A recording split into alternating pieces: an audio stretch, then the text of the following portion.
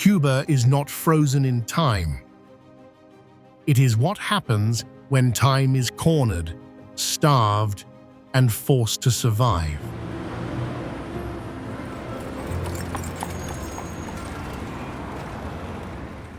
An island only 90 miles from America, yet it feels like another century that refused to die.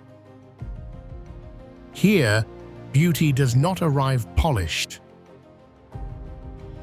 It arrives cracked salt, stained, half collapsed, and still breathing.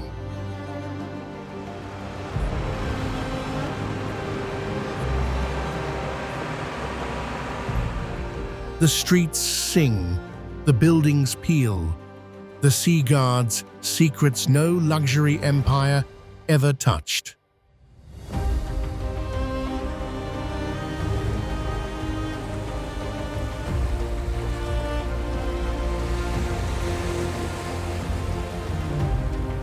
Everything in Cuba feels preserved, but nothing feels safe.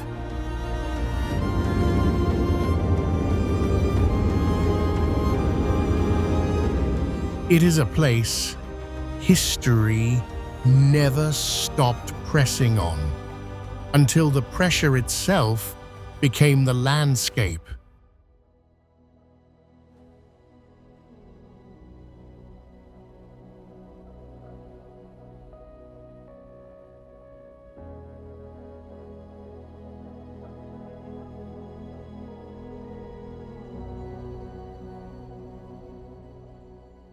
Today, El Bloqueo does not feel like an old political story.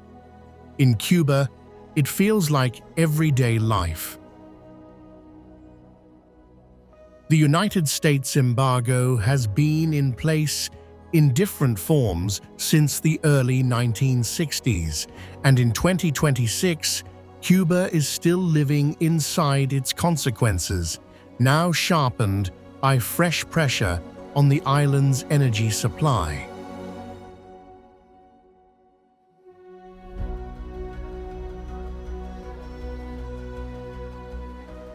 You can see that pressure most clearly in the power grid. In March 2026, Cuba suffered an island-wide blackout, then another major collapse days later, while many residents were already enduring long daily outages caused by fuel shortages and an aging electrical system.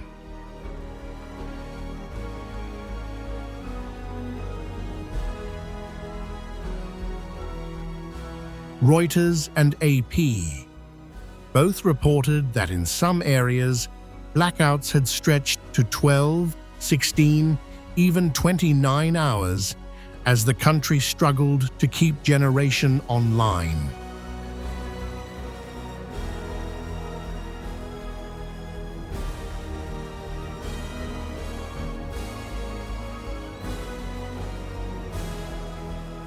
Fuel has become just as visible a problem.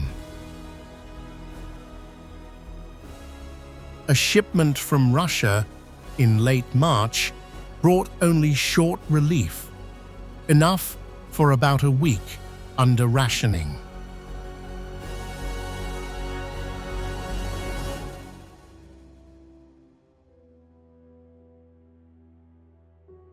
In Havana, some drivers were limited to 20 liters through an appointment system, turning even a simple trip into something that had to be planned around scarcity.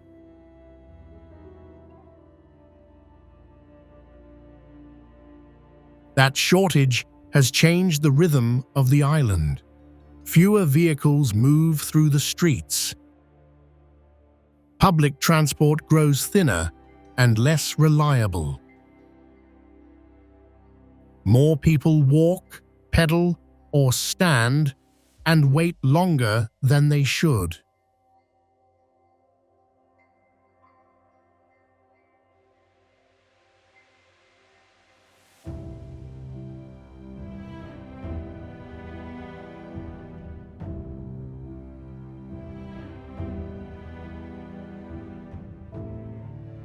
Every Cuban household knows the libreta. It is a small ration book, but it still shapes how people buy food and plan each week. Through this system, the government assigns basic items at subsidized prices, usually things like rice, sugar, bread, beans, eggs, coffee, and cooking oil.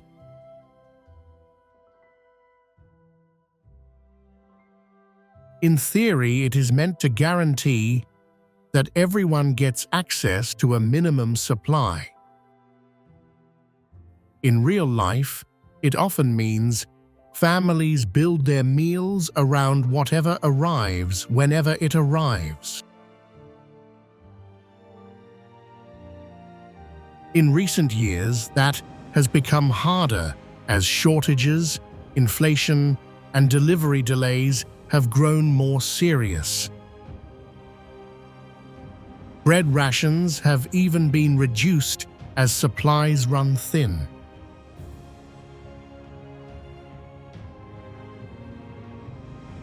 Grocery shopping here is rarely a simple trip. People ask their neighbors what's available that morning, keep track of which shops might have cooking oil or eggs, and leave home early because they need to wait.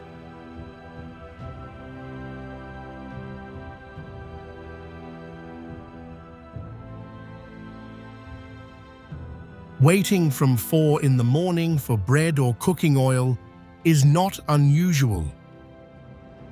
What matters is not choice, but timing. If the goods arrive late or run out early, a family may have to adjust meals for the day or find another way to manage. The kinds of food most families rely on are simple and practical. Rice and beans remain central. Bread is important. Cooking oil, sugar, coffee, eggs, and small portions of chicken or other basic proteins matter a lot because they are not always easy to replace.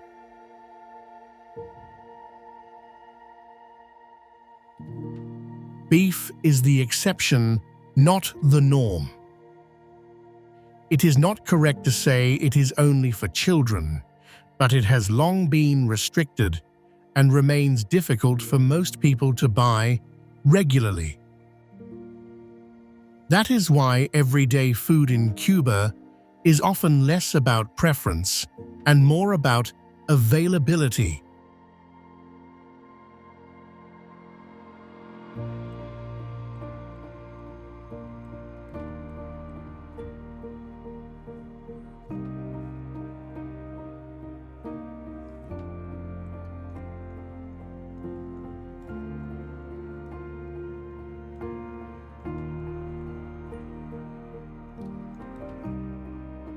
Cuba has long been known for its medical system.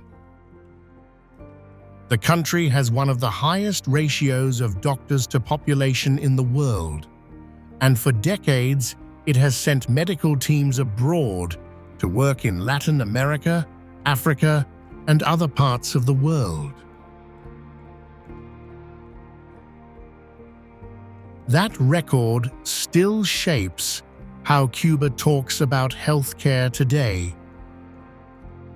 Medicine is part of the country's image, part of its education system, and part of its international presence.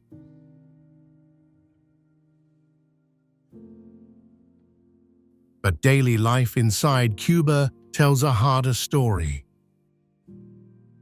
Hospitals and pharmacies have faced growing shortages of basic medicines and supplies, and recent pressure on fuel and electricity has made those problems even more difficult to manage.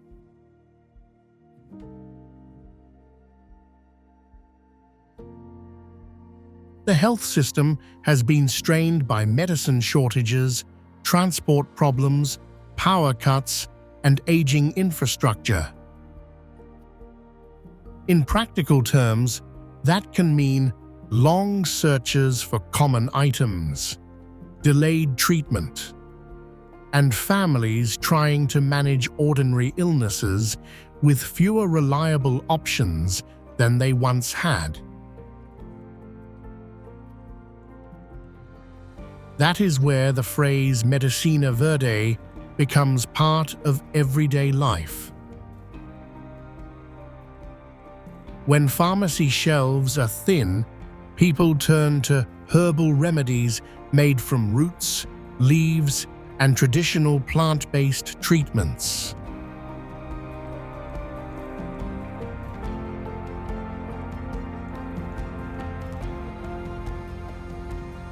State pharmacies and local routines have made more space for these products, not as a lifestyle trend, but as a response to shortage.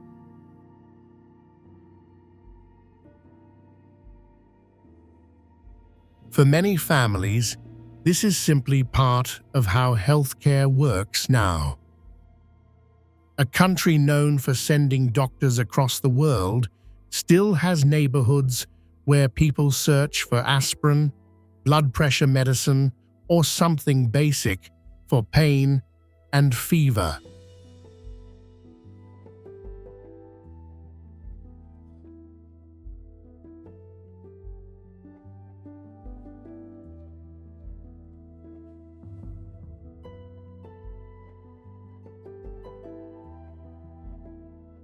One of the most famous images in Cuba is the classic car. Bright old Chevrolets, Fords, and Buicks move through Havana like they never left the 1950s.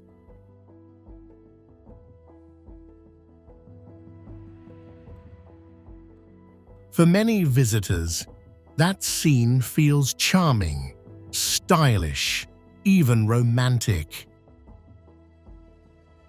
It looks like the island somehow preserved a lost version of America. Most of these cars are still on the road for one simple reason. People kept them alive because replacing them was never easy.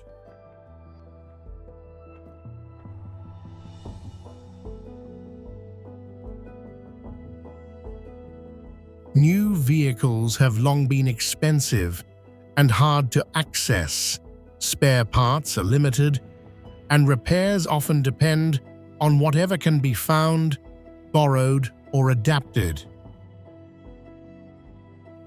Under the hood, many of these cars are no longer what they seem.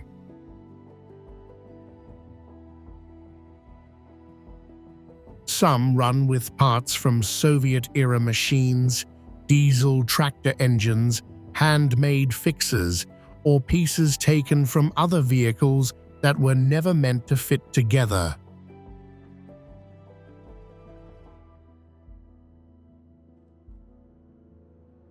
These cars are not museum pieces. They are daily transport, work tools, shared taxis, and survival machines. They carry children to school, workers across the city, and families through streets where modern replacement never fully arrived. In Cuba, the classic car is not just a symbol of nostalgia. It is also a record of shortage, repair, and the long effort to keep moving with whatever still works.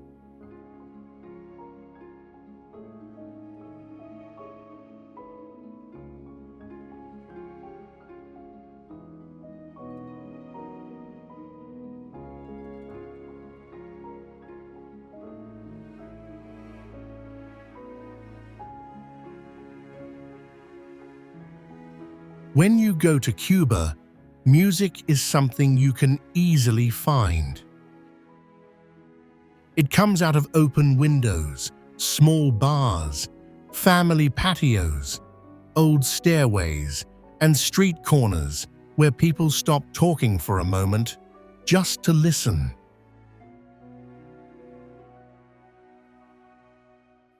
In some places, music belongs to a stage. Here, it still belongs to the neighborhood. A man sits with a guitar outside a doorway. Someone nearby answers with a voice that sounds practiced but unplanned.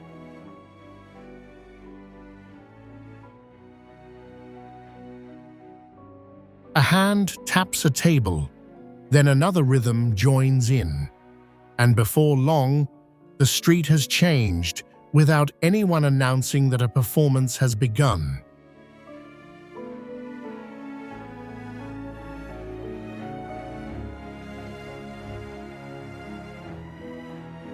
That is part of what makes Cuba so distinct. Its music still feels tied to ordinary life. Son Cubano remains one of the clearest examples of that. It carries the meeting of Spanish melody and African rhythm, but more importantly, it still feels close to people.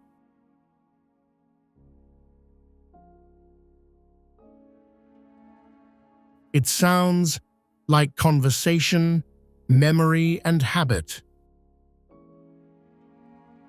You can hear it in the way older musicians hold a room without trying too hard, and in the way younger listeners already know the rhythm before they start moving.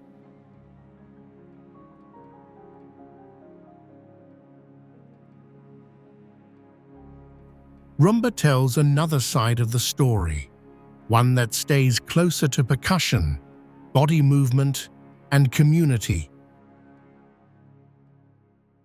It feels physical, local, and direct, as if it grew out of the pavement itself.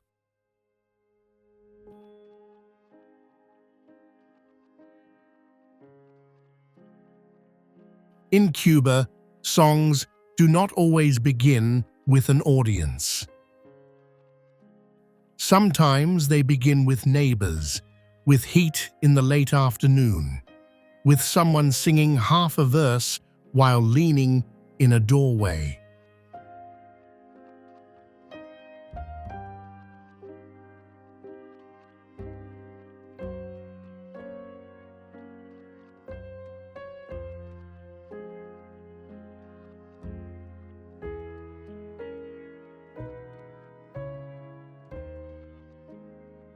The first thing visible when looking at the skyline of the capital is the total absence of modern glass or steel skyscrapers. Instead, the view is filled with rows of buildings from many decades past, packed tightly along the coastline.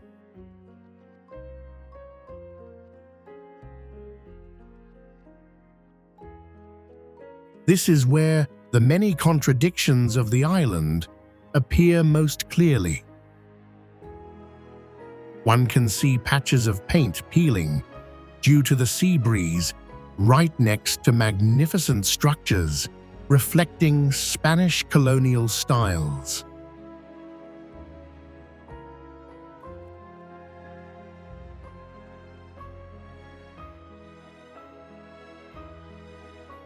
The presence of old American cars from the middle of the last century is not a performance for tourists.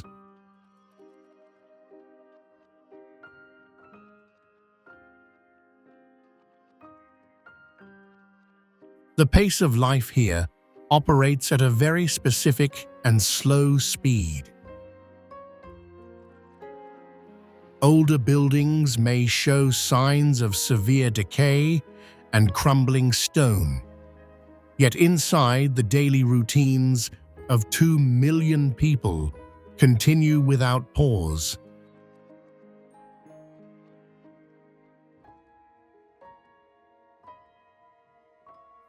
Small shops with sparse shelves sit right next to historic hotels that once stood as symbols of luxury before 1959.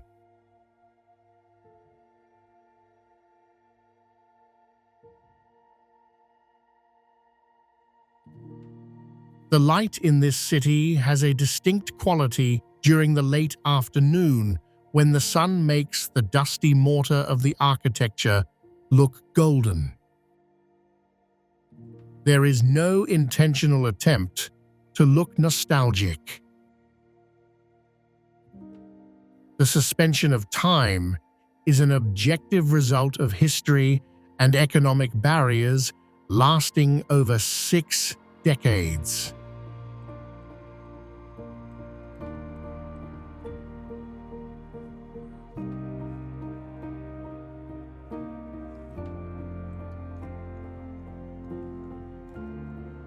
The complete lack of billboards from big corporations or Western brands keeps the streets clear of modern advertisements.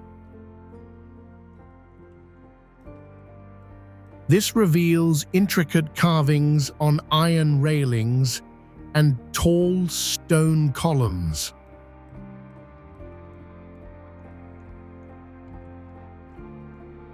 It is possible to observe how a society functions based only on whatever materials are currently available. Aged beauty and the reality of daily scarcity are not separate things.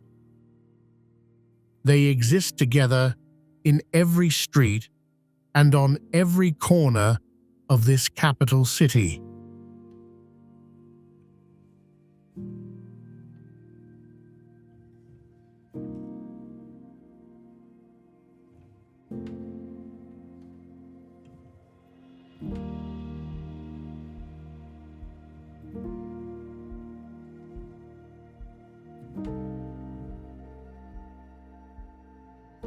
The northern edge of the city is defined by a massive concrete barrier that stretches for 8 kilometers along the coastline. This structure serves as a massive seawall to protect the streets from the heavy waves of the Atlantic Ocean.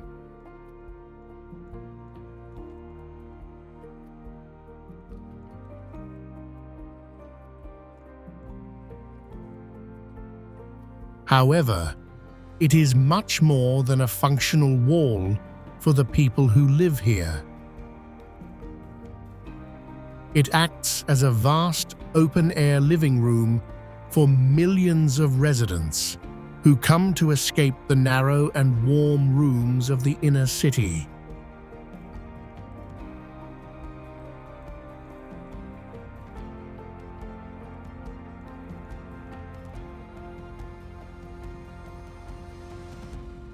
During the day, fishermen stand on the ledge with long hand-held lines, hoping to catch enough fish for a meal.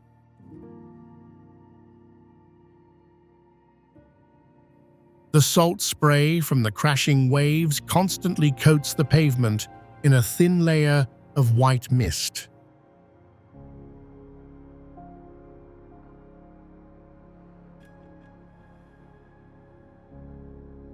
As the sun begins to lower, the atmosphere changes into a large social theater.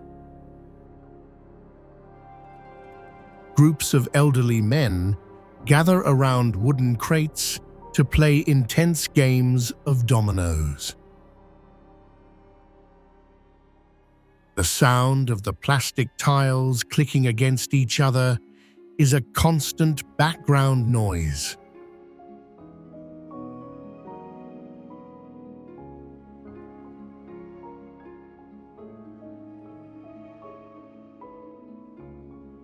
Young couples and large families sit together on the broad stone ledge with their backs to the moving traffic. They spend hours watching the horizon or talking about their daily lives while enjoying the cooling sea breeze.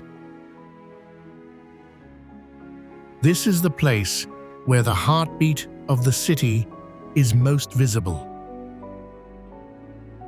It is not found in the museums or the grand buildings, but in the casual movements and interactions of the citizens.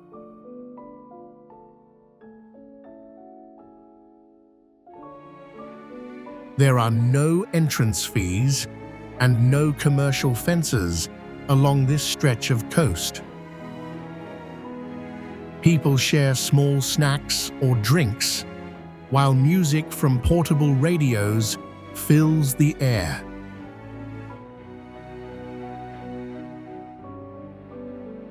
The rhythm of the city slows down here.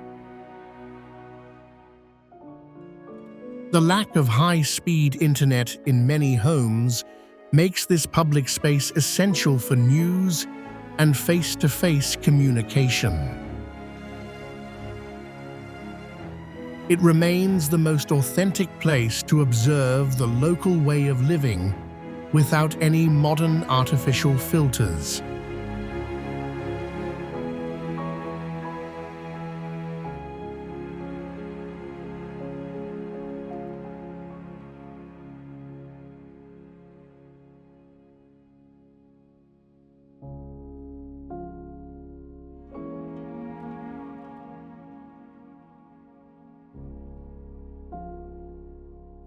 Moving away from the seawall takes the observer into a dense colonial maze.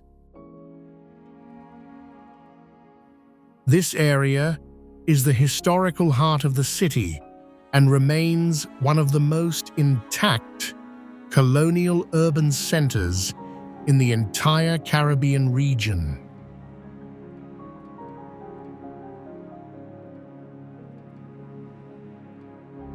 The streets here are narrow and paved with large, heavy cobblestones that were laid hundreds of years ago.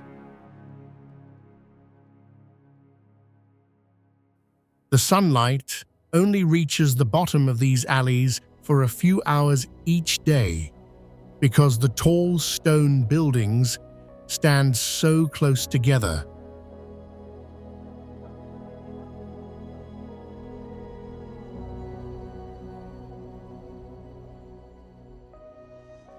There are no neon signs or massive digital billboards to distract from the ancient architecture. This creates an atmosphere that feels like a time before mass commercialization changed the face of most world capitals.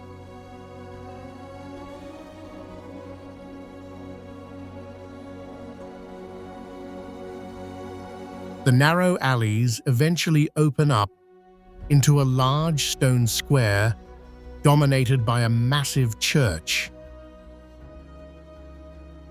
This is the square of the cathedral. The building itself is made from coral rock cut from the ocean floor. Small fossilized remains of sea creatures can be seen in the texture of the walls. The most striking feature of this church is its two front towers. They are completely asymmetrical. One tower is noticeably wider and more solid than the other.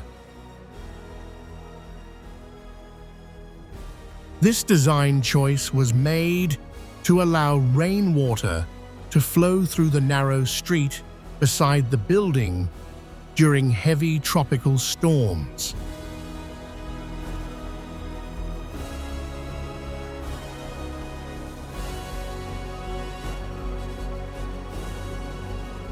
Around the edges of the square are old mansions with deep arched walkways. These arches provide constant shade for local residents and street musicians who gather there throughout the day.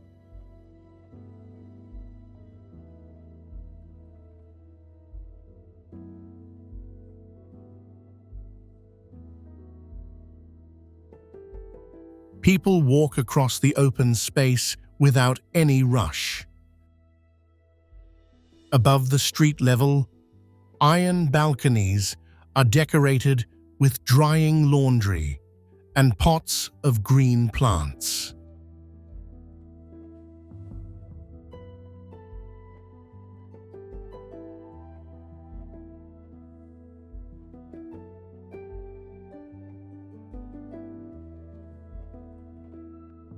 Life in this part of the city moves to a very old rhythm.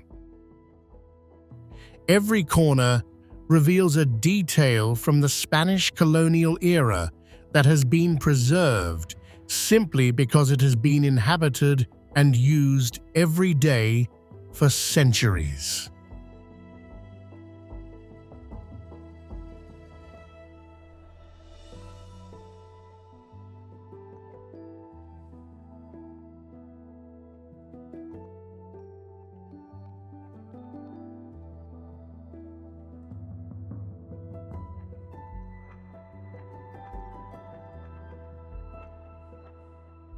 Rows of buildings on the western side of the city offer a total contrast to the historical stone and dust found elsewhere. Every square inch of the landscape is buried under a layer of bright ceramic tiles.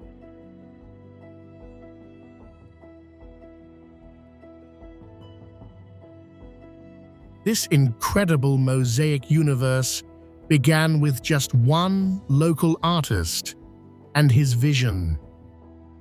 Over 40 years, he transformed his home and then his neighbors' homes into a bright and playful landscape.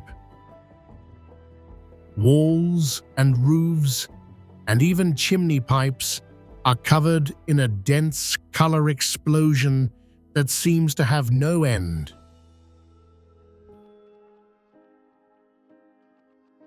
The patterns are filled with images of large, smiling suns and colorful fish and figures from national folklore.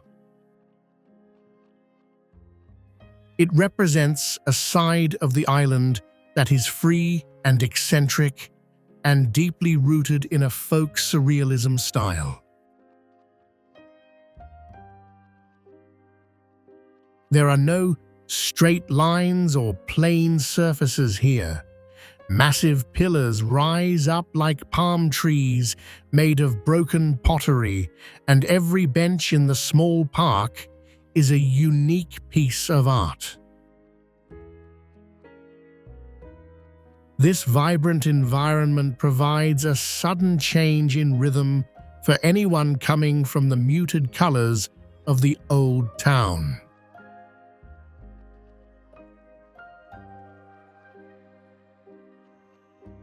Children play on tiled steps that wind up toward the sky, and local people go about their business surrounded by these fantastic shapes. The sunlight hits the millions of small glass and ceramic fragments, creating a shimmering effect that can be seen from several blocks away.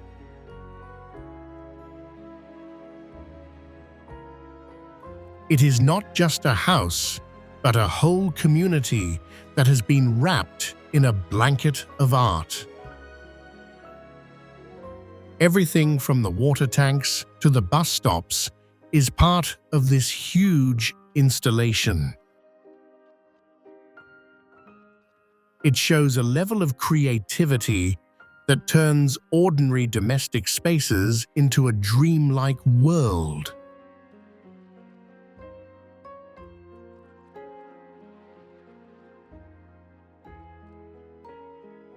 The sheer volume of material used is staggering and reveals a lifelong dedication to changing the visual reality of a simple residential neighborhood. Every turn in these narrow residential paths reveals a new mural or a brightly colored animal shaped from bits of clay and glass.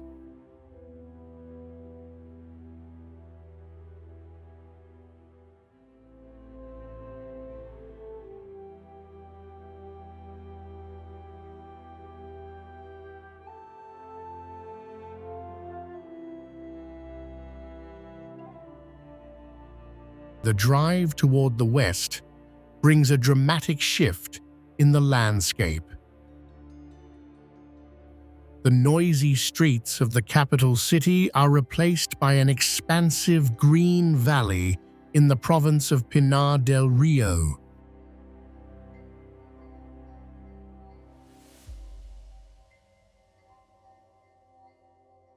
The most striking visual element here is the deep red earth.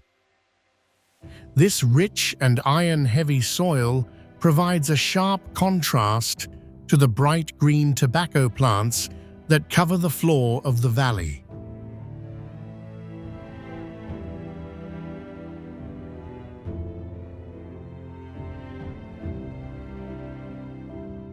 This region is defined by its agricultural focus and a very slow pace of change. It represents a real and unhurried side of rural life that feels very different from the urban centers.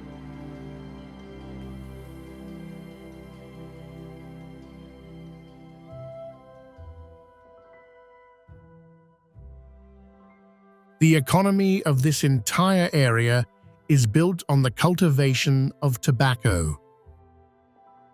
Every row of plants is part of a long tradition that sustains the local population.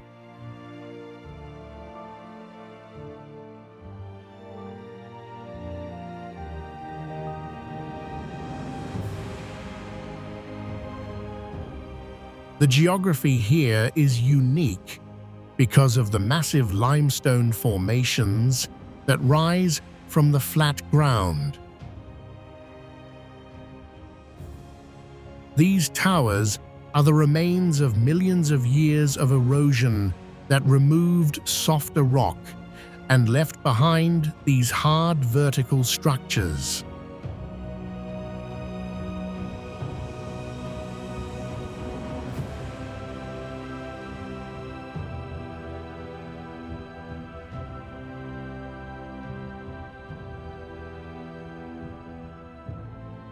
The red clay ground is extremely fertile and provides the perfect conditions for the crops that have made this region famous worldwide. Everything here is centered around the health of the land and the quality of the soil. The moisture in the air and the minerals in the earth work together to support a very specific environment.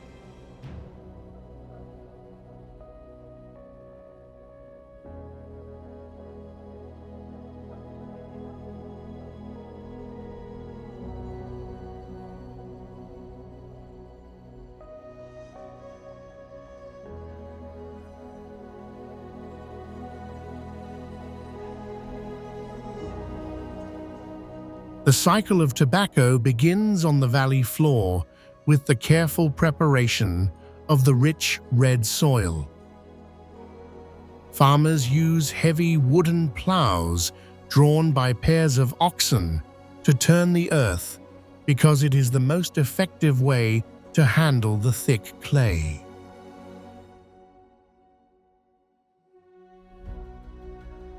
Every single plant is inspected by hand daily to remove pests and ensure the leaves are growing correctly. Once the plants reach the right height, the leaves are harvested one by one, starting from the bottom and moving gradually to the top of the stalk. This manual labor ensures that each leaf is picked at the exact moment of ripeness.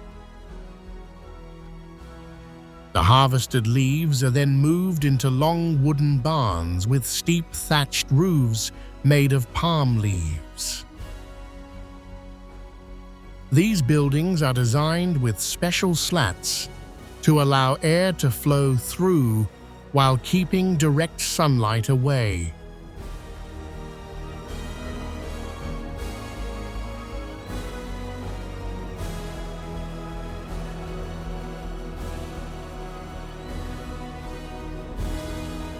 Inside the barns, the leaves are hung in long rows from heavy wooden beams.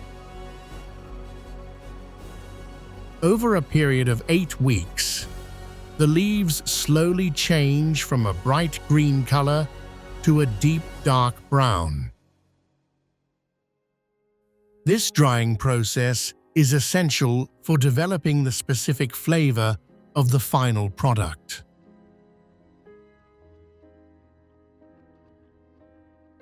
The air inside these barns is completely filled with the intense, earthy scent of the maturing tobacco. After the leaves are cured, they are sorted by size and quality for the cigar-making process. Skilled rollers assemble the leaves together, using traditional techniques to create different shapes and sizes of cigars.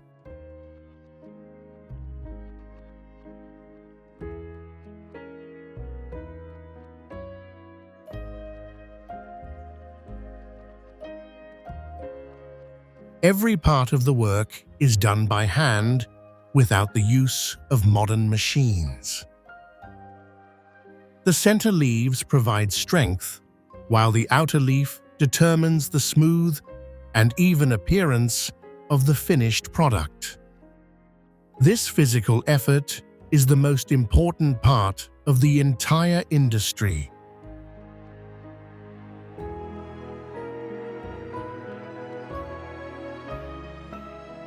Near these farms are large caves that have been used as natural shelters for many generations. These cool, dark spaces provided protection for people during difficult times in the past.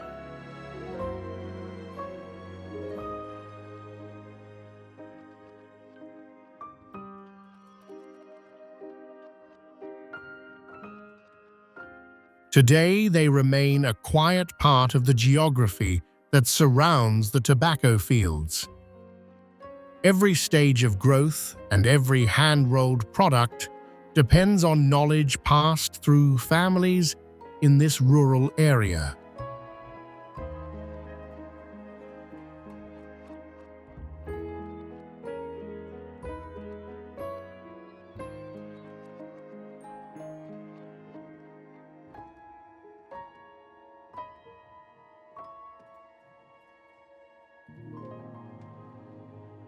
Lies an archipelago that remains one of the most protected marine environments in the world. This massive reserve covers over 2,000 square kilometers and has no permanent human population.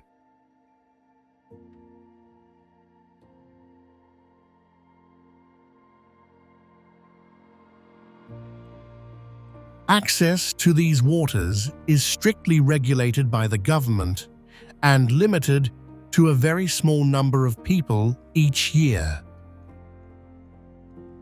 The result is a marine ecosystem that looks almost exactly like it did centuries ago.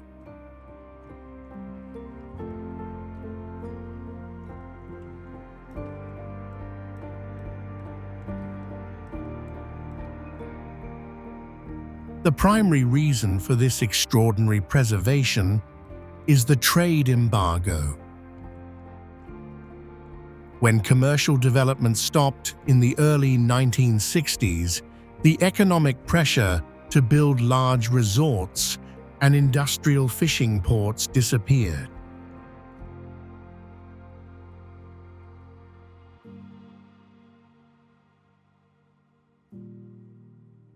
This created a forbidden reef, where nature could grow without the usual human interference. While coral reefs across the rest of the Caribbean have suffered from warming waters and chemical runoff, this area has remained healthy and vibrant.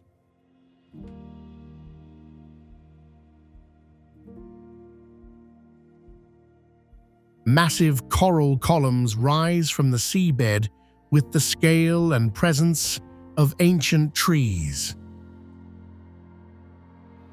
On the nearby dry land, it is possible to encounter animals that most people have only seen inside glass tanks. Salamanders, large Hootia rodents, or even hermit crabs move through the low bushes with a calm and confident demeanor because they have never been disturbed by crowds.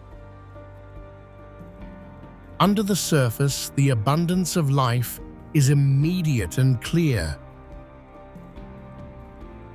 Large grouper fish swim through the reef in numbers that are rarely seen in other parts of the world. These animals can grow to a massive size because they have never been hunted or threatened by commercial fishing lines. Caribbean reef sharks move through the deep blue water without any urgency or fear of people. Hawksbill sea turtles are also common sights as they feed among the healthy coral branches. The entire area serves as a full and complete recovery zone for the entire Caribbean basin.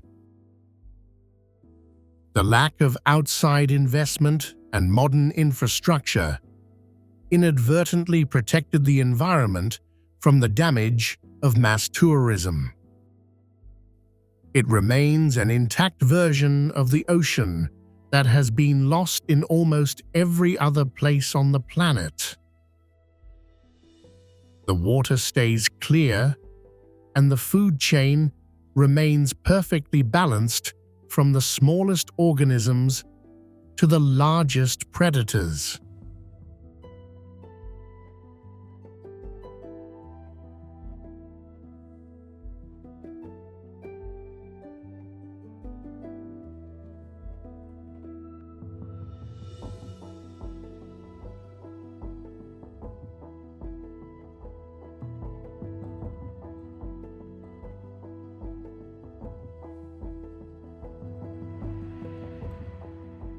The center of this historical city is defined by a dense network of original cobblestone streets laid hundreds of years ago.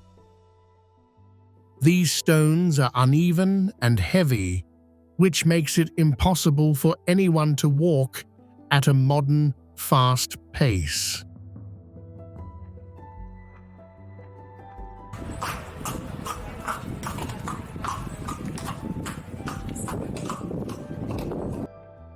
Every movement across the ground is slow and deliberate, and this physical reality forces the entire neighborhood to operate on a very old schedule.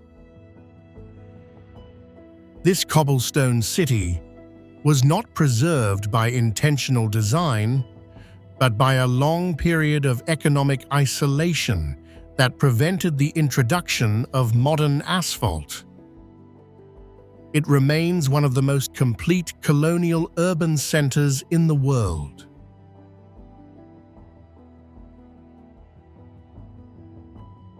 At the heart of the city lies a central, sunlit square surrounded by grand mansions and pale yellow facades.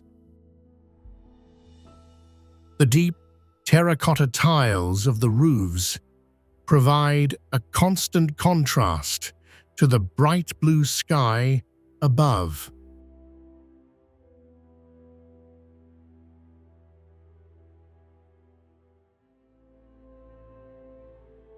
Visible from almost every corner is the famous bell tower of the former San Francisco de Assis convent. This tall structure is painted a striking yellow and topped with a bright red dome that stands out against the blue sky.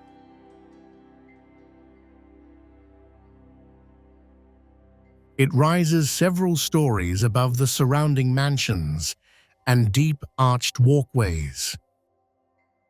The deep terracotta tiles of the rooftops provide a constant contrast to the painted stone of the tower. This place operates as a colonial time machine, where the architecture remains exactly as it was during the peak of the sugar industry.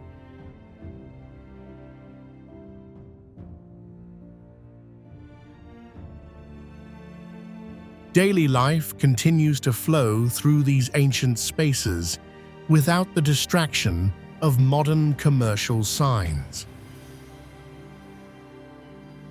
This is not a static museum, but a living neighborhood where the aged beauty of the stone walls coexists with the simple routines of the local residents. Every corner of this historical core reflects a version of the past that has survived simply because there was never enough money to tear it down and replace it with something new.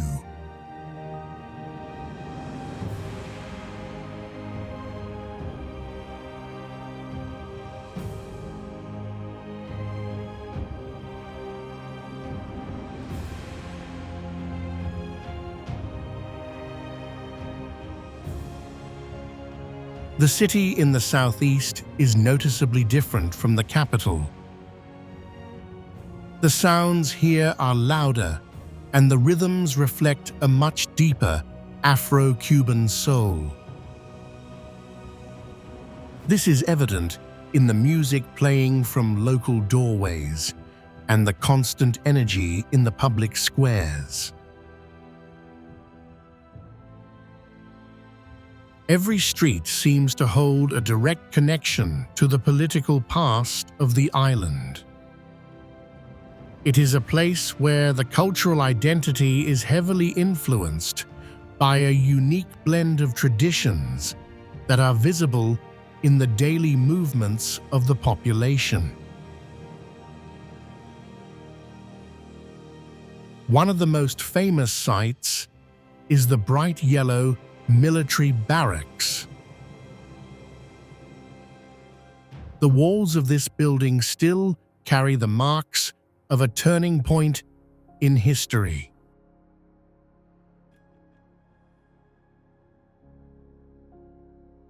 Small, irregular pockmarks from bullets remain visible across the painted stone facade. These bullet holes were specifically kept or replaced in the walls to ensure that the record of the conflict remained part of the public view. It is a stark visual evidence of the start of the revolutionary movement that eventually changed the entire nation.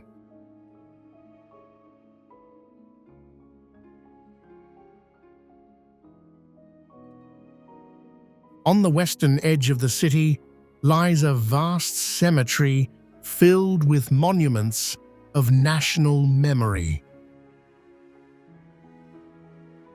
The most significant structure is a tall mausoleum made of heavy gray stone. This is the final resting place of the national hero Jose Marti. The architecture of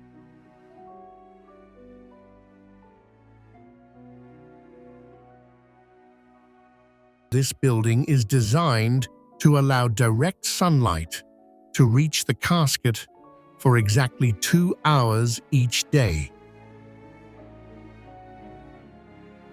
Guards in formal uniforms perform a silent ceremony every 30 minutes under the hot sun.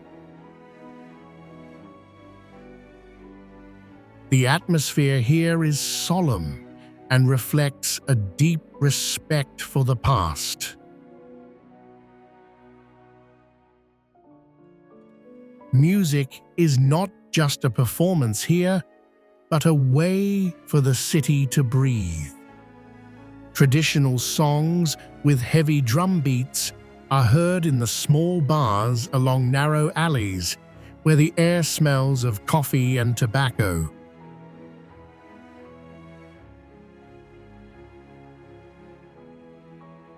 History and culture exist together in every corner. The aged buildings and the political murals form a backdrop for a daily life that is both resilient and vibrant.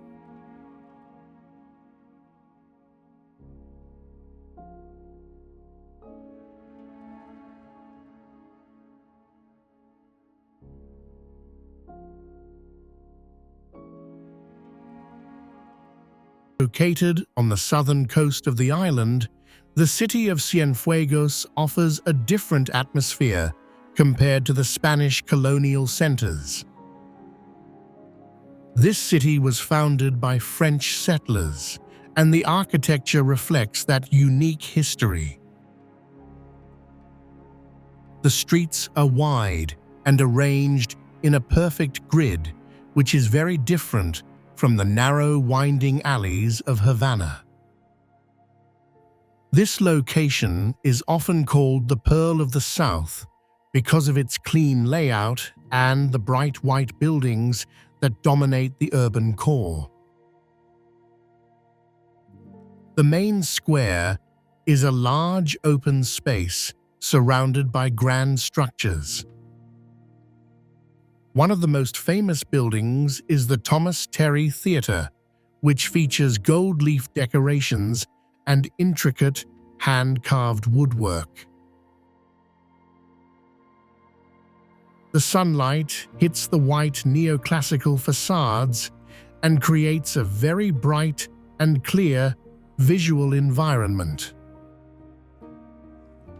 Large marble statues and deep shaded porches provide a sense of order and elegance. This city serves as a primary port and sits on the edge of the deep Jaguar Bay.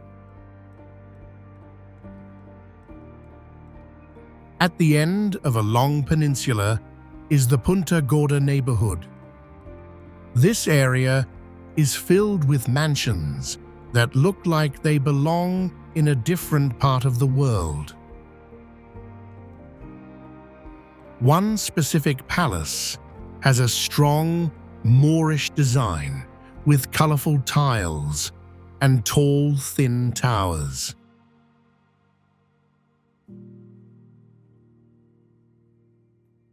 The water around the city is calm and reflects the bright blue of the sky.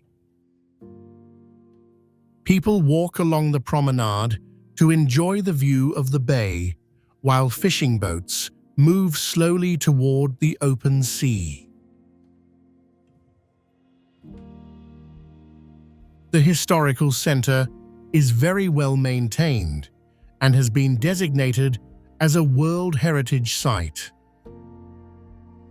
It shows how the island absorbed different European influences over the centuries.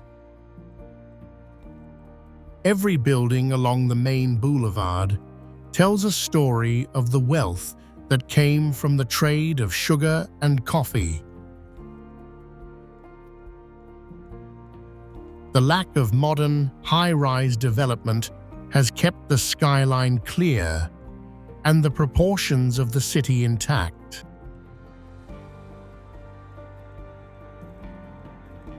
Decades of isolation built walls, but life never stopped moving behind them. People do not wait for new materials to arrive. They simply use what is available to mend their machines and feed their children. Every street stays alive with music and work, despite the many shortages. This is a country that has mastered the art of functioning within its own limits. While the world changes at high speed, Cuba remains a lesson in steady persistence. The simple daily effort to keep going is the most powerful story this island tells.